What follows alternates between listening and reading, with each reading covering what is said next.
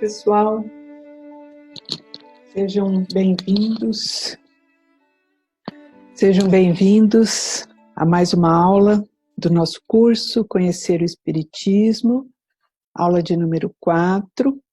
Estamos estudando o Livro dos Espíritos, lembrando sempre que o nosso curso ele dá uma ideia geral do Espiritismo, dá uma ideia geral do Livro dos Espíritos, mas para nos aprofundarmos, para conhecer melhor a doutrina, nada melhor do que recorrer aos livros. Então, esse curso ele tem a ideia de realmente dar uma pincelada geral sobre o Espiritismo, mais o aprofundamento, o estudo mais cuidado, mais aprimorado, tem que ser um objetivo de quem realmente se interessar pelo Espiritismo. Então, estamos aqui dando um apanhado geral para quem se interessa, né? Quer relembrar, mas sempre tem que se recorrer aos livros, né? Já comentamos na primeira aula sobre os livros, os 5 livros básicos da doutrina. Então, hoje nós vamos continuar o nosso estudo. Vou abrir aqui o...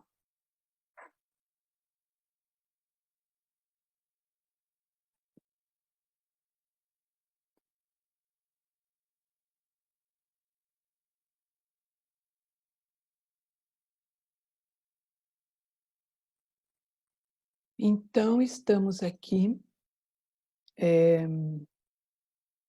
nas perguntas, vamos ver as perguntas de 76 a 131 de O Livro dos Espíritos. Estamos ainda na primeira parte do livro, que se chama Causas Primárias. Então, lembrando que esse livro foi feito através das perguntas que Allan Kardec preparava para levar nas mesas mediúnicas, né, e os espíritos superiores iam respondendo. Então, nós fizemos aqui um resumo, um apanhado das principais respostas. Então, nós não apresentamos na forma de perguntas e respostas, mas vamos fazendo um resumo, né, dos conteúdos que os espíritos foram apresentando a Kardec. Então, nas questões de 76 a 83, ele pergunta sobre a origem e a natureza dos espíritos. Então, é respondido que os espíritos são os seres inteligentes da criação e que, então, povoam todo o universo. E são a individualização do princípio inteligente. Sendo que o princípio inteligente de onde emana tudo isso, né, a inteligência suprema, é Deus. Então, nós, espíritos, somos pequenos indivíduos feitos também desse princípio inteligente. E olha que interessante, a sua criação é permanente. Então, os espíritos são criados por Deus e Deus jamais deixou de criar, mas a origem, exatamente como essa criação se dá, ainda para nós não é possível que nós ainda compreendamos. Então, a gente costuma dizer que no espiritismo, foram tirados os véus e tudo ficou esclarecido, mas existem pequenas questõezinhas, como essa, por exemplo, que os espíritos que estavam respondendo a Kardec se reservaram o direito de falar, não, até aí dá para ir, depois vocês aguardem. Então, isso para nós ainda não foi revelado. E, a seguir, eles dizem que a existência dos espíritos não tem fim. Isso significa que nós, espíritos, temos um início, mas somos eternos, diferente de Deus, que não tem princípio nem fim, então por isso é infinito. Então nós somos seres que tivemos um início, mas a nossa vida continua. Depois, nas questões de 84 a 92, eles informam que os espíritos estão por toda parte no universo, e que eles são os instrumentos de que Deus se utiliza para a execução dos seus desígnios. Então, todos nós somos instrumentos de Deus, inclusive nós somos instrumentos uns para os outros, né? Então, a gente costuma dizer que Deus se utiliza da humanidade para agir na humanidade. Então, as próprias pessoas, umas agem sobre as outras, mas isso tudo com a permissão e de acordo com o plano divino. Os espíritos não têm forma determinada, são definidos com uma chama ou um clarão. É interessante que daqui a pouco a gente vai falar sobre o perispírito, mas então é interessante a gente já chamar atenção para isso, que o espírito não tem forma. Então, por exemplo, aquelas pessoas que afirmam e que realmente conseguem ver espíritos, né? Ele tem mediunidade, ele vê espíritos, ele viu tal pessoa, e a pessoa se apresenta exatamente como era na sua última encarnação. Nesse caso, na verdade, ele está vendo o perispírito. A gente daqui a pouco já vai chegar lá. Então, o espírito em si não tem forma. Então, o espírito é uma chama ou um clarão que vai de uma cor escura e opaca até um colorido muito brilhante. E que isso depende do grau de evolução, de adiantamento, né? Obviamente, os mais evoluídos são mais brilhantes. E os espíritos conseguem percorrer o espaço com a rapidez do pensamento. E a gente sabe que isso também depende da evolução, né? À medida que os espíritos vão avançando nos degraus da evolução, eles vão adquirindo mais habilidades. E essa justamente é uma delas. Pensa numa determinada coisa, por exemplo, pensa na Lua e já está na Lua. E a matéria não lhes opõe obstáculos, passam através de tudo. E a gente sabe que isso também depende do grau de evolução. E aí é que vem a explicação do perispírito que eu tinha comentado. Então a gente vê nessa figura o espírito, que é representado aqui justamente por uma chama, o perispírito, que tem o mesmo formato do corpo físico. Então, o perispírito ele é um intermediário entre o corpo e o espírito. Então, vamos ver com mais detalhes.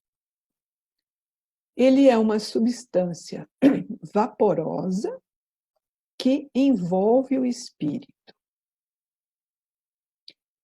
E o espírito tira esse invólucro do fluido universal de cada globo ou cada mundo e dá a forma que deseja. Isso, obviamente, a forma é planejada na encarnação, né? No momento da encarnação. Então, passando de um mundo para o outro, o espírito muda de envoltório como mudamos de roupa. Então, isso significa que nós estamos aqui no planeta Terra e o nosso perispírito é feito de uma substância que tem afinidade com a substância do planeta Terra.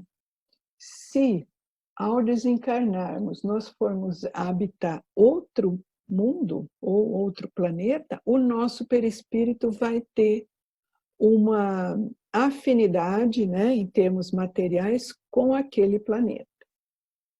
Então, o perispírito, ele é uma substância intermediária entre o espírito e o corpo, porque o corpo é denso demais, é grosseiro demais para que o espírito tenha influência direta sobre ele. Então, a influência é indiretamente através do perispírito.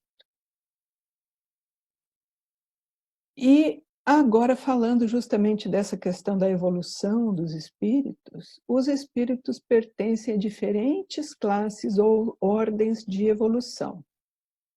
Os de primeira ordem são aqueles chamados espíritos superiores ou espíritos puros, que se distinguem por sua perfeição, conhecimento, proximidade de Deus, pureza de sentimento e amor ao bem. São espíritos bons.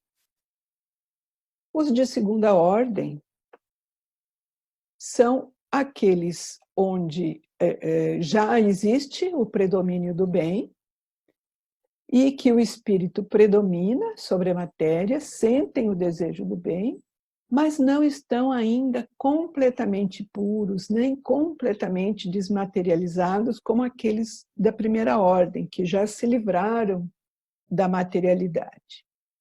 Então, os espíritos da segunda ordem conservam os traços da existência corporal, tanto na forma, quanto na linguagem e nos hábitos. E os da terceira ordem são os espíritos imperfeitos, no qual predomina a matéria sobre o espírito. Então, é exatamente aquilo que nós vivemos hoje, né? É a nossa realidade. A matéria, ela predomina sobre o espírito. Nós, a pouco e pouco, é que estamos conseguindo, né, a muitas penas, vencer esse apelo da matéria e dar um pouquinho mais de atenção ao nosso espírito. Então, esse de terceira ordem somos todos nós, né, habitantes do planeta Terra. Somos ignorantes, orgulhosos, vaidosos, egoístas e propensos ao mal. Então, a gente sabe que no nosso planeta o mal ainda predomina, né? Porque justamente estamos nessa categoria, nessa terceira ordem. Entretanto, essa classificação ela não é estática. Isso não significa que o espírito de terceira ordem vai ficar sempre nessa condição. Muito pelo contrário. O progresso é uma lei da natureza, é obrigatório e é permanente. Então, nenhum espírito vai permanecer inferior. Todos, absolutamente todos vão progredir, todos vamos progredir. Então, Deus criou todos os espíritos simples e ignorantes, e a cada um deu determinada missão com a finalidade de fazê-los chegar progressivamente à perfeição pelo conhecimento da verdade. Então, isso significa que todos nós fomos criados da mesma maneira, isso é, simples e ignorantes. E cada um de nós, então, tem essa missão de nos melhorarmos, e claro que cada um vai tomar o rumo que acha melhor. Então, aí entra o nosso livre-arbítrio, e é por isso que as nossas histórias de vida, as nossas trajetórias, né, como espíritos em ascensão, as histórias não são iguais, porque justamente depende das nossas escolhas. E a partir das nossas escolhas existem, então, as nossas ações e existe, consequentemente, as reações, né, as consequências das nossas ações. E justamente em função dessas consequências é que vão sendo planejadas, então, as próximas etapas das nossas missões. E então é aquilo que nós já tínhamos dito, todos os espíritos passam de uma ordem inferior para outra mais elevada, né?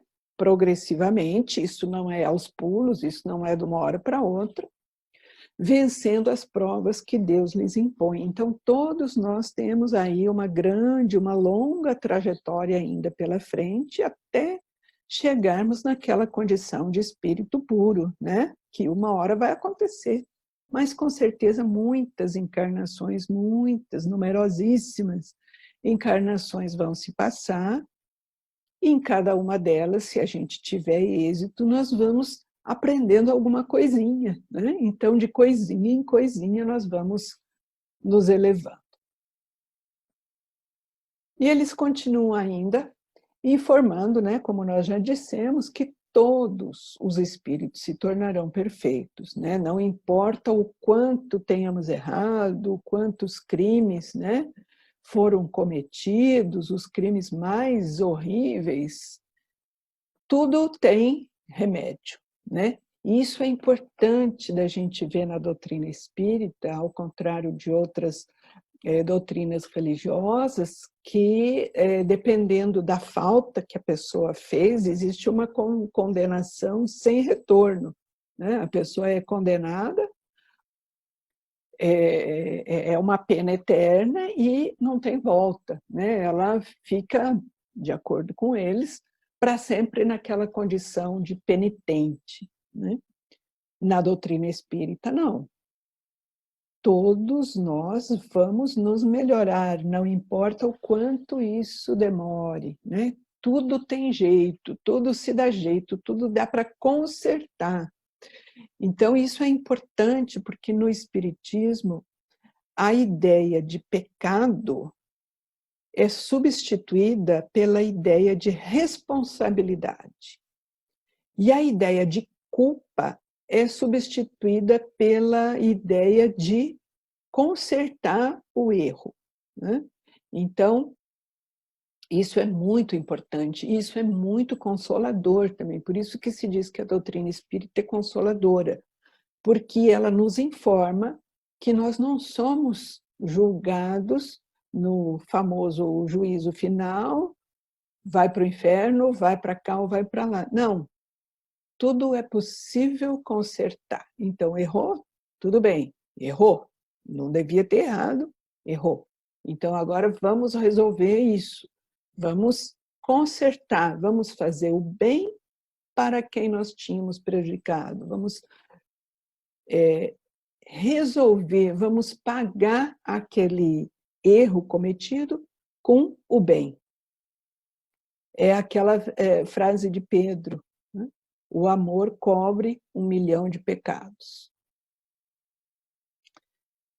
E essa trajetória, essa ascensão, né, que a gente até colocou uma escada ali, uma escada subindo, né, em direção ao infinito, ela pode ser feita mais rápido ou menos rápido, e isso, mais uma vez, vai depender do livre-arbítrio das nossas obras, das nossas ações, dos nossos pensamentos, das nossas atitudes. E outra coisa interessante é que a pessoa pode permanecer estacionada em um determinado degrau dessa escada por um tempo, sem evoluir, porque fica o que se diz no Espiritismo endurecido do erro ou na maldade, mas não retrocede. Fica parado até que mude de atitude, até que resolver aquela pendência, consertar aquele erro. Então, aqueles que aceitam submissos às provas, quer dizer, que aceitam sem reclamar, sem ficar reclamando contra Deus, revoltados, eles chegam mais depressa ao objetivo. Então, aceita que tem alguma prova para cumprir e cumpre. Porém, aqueles que só suportam reclamando permanecem afastados da perfeição e da prometida felicidade, né, que é atingida à medida que nós conseguirmos evoluir. E outra coisa muito interessante que o Espiritismo nos traz é o conceito do mal. Então, para o Espiritismo, o mal é a ignorância do bem.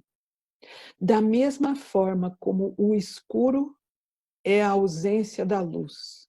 Se nós estivermos num quarto escuro e acendermos uma vela ou um palito de fósforo que seja, a escuridão deixa de existir. E o mal é a mesma coisa. É interessante, nós poderíamos fazer uma comparação que nós todos somos crianças em termos espirituais, né? Nossa espiritualidade ainda é muito frágil, muito incipiente. E o mal, muitas vezes, é cometido por nós meio na ignorância espiritual. Mais ou menos como uma criança no jardim da infância, bate no seu coleguinha, morde o coleguinha, né? E aí, Deus tem para nós a mesma visão que nós adultos temos para essas crianças no jardim da infância, quando a gente vê uma criança batendo no coleguinha. Deus olha para nós fazendo as maldades que nós fazemos, como a gente olha para essas crianças, né? Não sabe o que está fazendo. É uma criança espiritual. E é esse estágio que nós estamos, e com esse conhecimento todo trazido pelo Espiritismo, vamos começando a tomar noção dessa necessidade de amadurecimento espiritual. E ainda sobre essa questão de sofrer e suportar as penas sem reclamar, né, que a gente acabou de ver aqui, trouxe um pequeno trecho que está lá no Evangelho segundo o Espiritismo, lá no capítulo 5, capítulo chamado Bem-aventurados os aflitos, e esse trecho se chama O Bem e o Mal Sofrer. Então vamos ler para refletir um pouquinho sobre essa questão do bem e do mal e da evolução.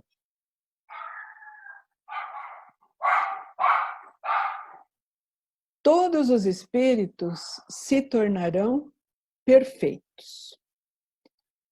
Uns alcançam... Opa, desculpa, gente, eu fui para trás. Me distraí aqui. Então vamos lá no bem e mal sofrer. Quando Cristo disse, bem-aventurados os aflitos, porque o reino dos céus lhes pertence, não se referia aos que sofrem no modo geral, porque todos sofrem, todos que se encontram na terra sofrem, quer ocupem tronos ou quer durmam sobre a palha, quer dizer, sejam ricos ou pobres.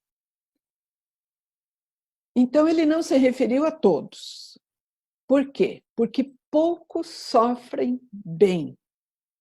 Poucos compreendem que somente as provas bem suportadas podem conduzi-los ao reino de Deus. O desânimo é uma falta. Se falta coragem, Deus recusa consolações. A prece é um apoio para a alma, contudo não basta. É preciso como base uma fé viva na bondade de Deus. Ele já disse que não coloca fardos pesados em ombros fracos. O fardo é proporcional às forças, como a recompensa será proporcional à resignação e à coragem. Cumpre, porém, merecê-la, e para isso é que a vida se apresenta cheia de tribulações. Então, que interessante. Aquilo que nós vimos no slide anterior, justamente nos reporta aqui. Não basta que a gente sofra, mas nós temos que suportar o sofrimento, como a Bíblia diz, sem murmuração, sem ficar reclamando, sem ficar se queixando, sem ficar contando para todo mundo que tem dor aqui, tem dor ali, que sofre disso, que sofre aquilo, meu filho isso, minha mãe aquilo. Então temos que aprender e nos conscientizar que todas as dificuldades, sejam doenças, dificuldades financeiras, perdas de entes queridos, tudo isso, na verdade, está na nossa programação de vida, tudo isso deve fazer parte do nosso roteiro, e para que isso seja contado em nosso benefício, naquela contabilidade que existe na espiritualidade, nós temos, então, que aprender a suportar. E é por isso que o texto se chama Bem e Mal Sofrer. Então, se sofremos, mas reclamamos, não estamos fazendo direito. Temos que aprender a suportar bem esses fardos. E o último assunto de hoje, então, se refere aos anjos e demônios.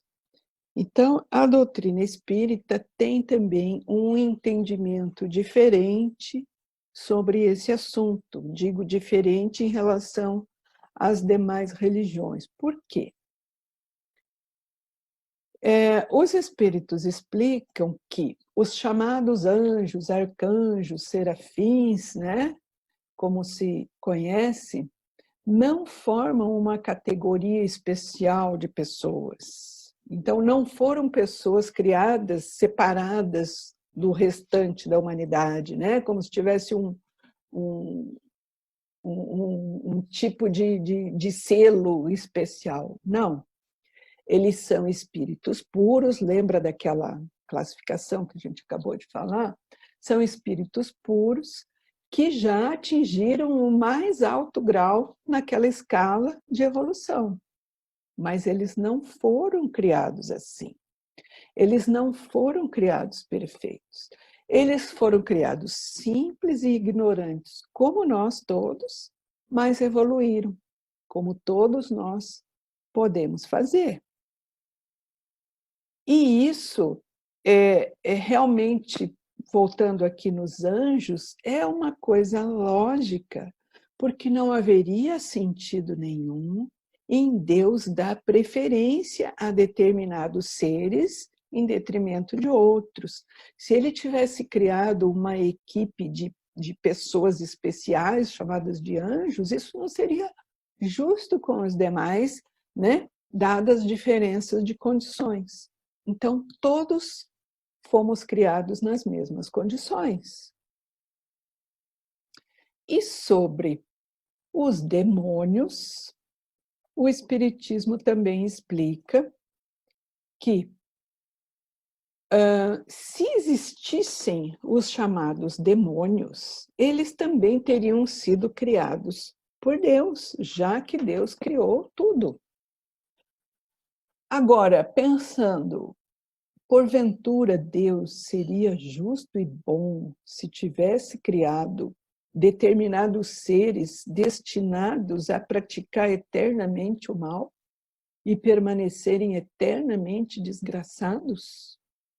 Então, da mesma forma como não seria justo criar anjos já bonzinhos e prontos, não seria justo criar seres especialmente para executar o mal.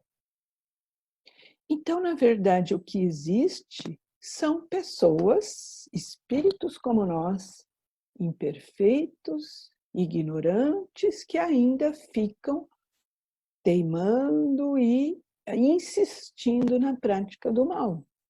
Mas isso não significa que eles estão destinados ou que estejam e que tenham um plano para que eles fiquem permanentemente nessa condição.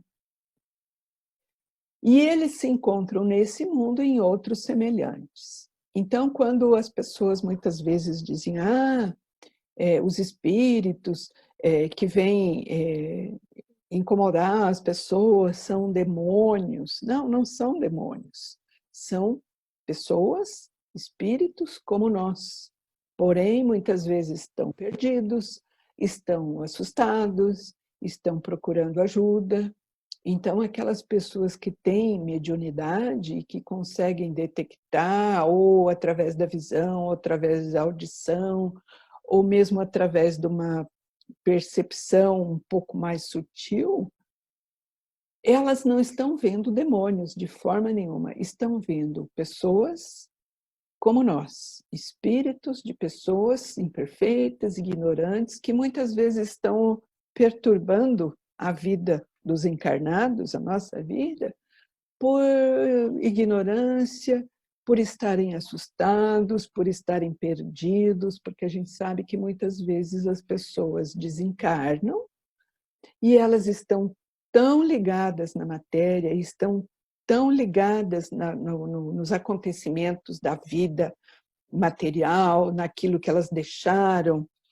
E quando a gente fala vida material, pode ser o corpo físico, né? Muitas pessoas endeusam o corpo físico, ou pode ser o dinheiro, ou pode ser um apego excessivo aos entes queridos que ficaram, isso também é um apego à materialidade. Então, existem N motivos para as pessoas se sentirem presas ainda ao mundo dos encarnados, e muitas vezes elas se sentem, então, perdidas, e como a maioria de nós não tem capacidade de vê-los, né? Os espíritos estão por aí, mas a maioria de nós não tem mediunidade, então não sente a sua presença. Quando eles detectam que um de nós, ou alguns, né, possuem essa mediunidade, possuem essa capacidade de detectar a presença deles, eles vão ficar perto, né? Imagine, chegou para um, tentou conversar, não deu bola. Chegou para o outro, tentou falar alguma coisa, não viu nada, ignorou, continuou fazendo suas atividades. Aí, de repente, chegou para uma pessoa que tem a mediunidade e agiu sobre ela, e aquela pessoa reagiu, ela detectou. Então, ele vai tentar entrar em contato, né? Mas o que ele está? Ele está perdido, ele quer ajuda. E é por isso que as pessoas que têm mediunidade precisam estudar, precisam se preparar, precisam aprender a lidar com essa mediunidade para poder, inclusive, ajudar esses irmãos que estão perdidos, né? Então, se algum de vocês que está nos assistindo, que está nos vendo, acompanhando esse curso, desculpa, se algum de vocês sente que tem mediunidade, sente que consegue perceber alguma coisa além do ambiente físico, né? Além do que a gente vê normalmente aqui, não precisa se apavorar, é uma coisa normal, faz parte da natureza humana, não é muito comum, mas é normal. Porém, para que a pessoa não se prejudique e para que a pessoa possa ajudar, ela tem que se preparar, tem que estudar. E muitas pessoas usam a expressão, como é que é? Como é que eles dizem? Trabalhar a mediunidade, cultivar a mediunidade. Não, na verdade, o termo correto é educar a mediunidade. Por quê? Porque ela deve ser usada em benefício dos irmãos. É o que a gente chama no Espiritismo de mediunidade com Jesus. Porque, como a gente comentou, esses irmãos que estão por aí, eles estão perdidos, eles estão assustados, eles muitas vezes não sabem exatamente para onde tem que ir, porque a gente sabe que no mundo espiritual existem hospitais, escolas, manicômios, tratamentos, e eles devem ser encaminhados para esses locais. E só quem consegue fazer isso, então, é quem entra em contato com eles. E é por isso, então, que existem os trabalhos mediúnicos para ajudar essas pessoas. Então, se você é uma das pessoas que tem essa capacidade, continue estudando, continue assistindo palestras espíritas, de preferência, faça um curso formal, de espiritismo, não apenas esse curso básico que a gente está ministrando aqui, porque nosso curso, como eu já falei, ele só dá uma ideia. Procure um curso formal, procure uma casa espírita de confiança, e se prepare, estude, faça os cursos pertinentes, os cursos de mediunidade, para que você possa, então, ajudar as pessoas que precisam, os espíritos que precisam, e se ajudar também. Porque, com certeza, se você veio com essa mediunidade, né, se no teu planejamento da encarnação, isso veio com você, é porque deve realmente ser útil, né? Deve ser utilizado. E, então, como a gente já comentou, os chamados, entre aspas, demônios, na verdade, são espíritos que estão perdidos. E a palavra demônio, que aparece na Bíblia, deriva do termo grego daimon. E esse termo não implica na ideia de maldade, de espírito mau. Significa apenas um gênio, uma inteligência. E é uma palavra neutra, então, que pode ser aplicada tanto para bons quanto para maus.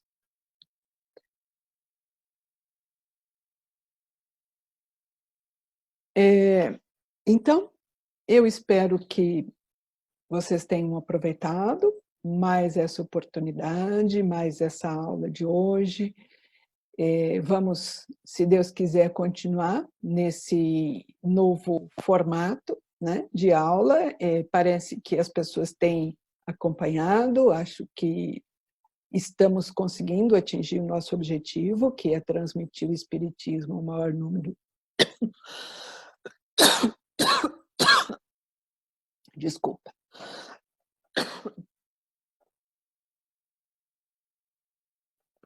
Maior número de pessoas.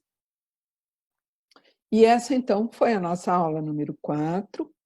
Esperamos que tenha sido proveitosa. Se vocês acharem necessidade, podem colocar seus comentários, tanto no Facebook quanto no YouTube. E, à medida do possível, nós vamos, então, continuar, se Deus quiser. Nas próximas semanas vamos postar mais aulas. E fiquem com Deus, que Jesus nos ilumine a todos, que nós possamos prosseguir nessa caminhada de esclarecimento, essa caminhada de evolução, né? Pouco a pouco, como a gente comentou, degrauzinho a degrauzinho, mas o Espiritismo nos faculta, né? Nos possibilita muitas ferramentas para que a gente possa fazer essa subida em direção à nossa evolução. Fiquem com Deus e muito obrigada.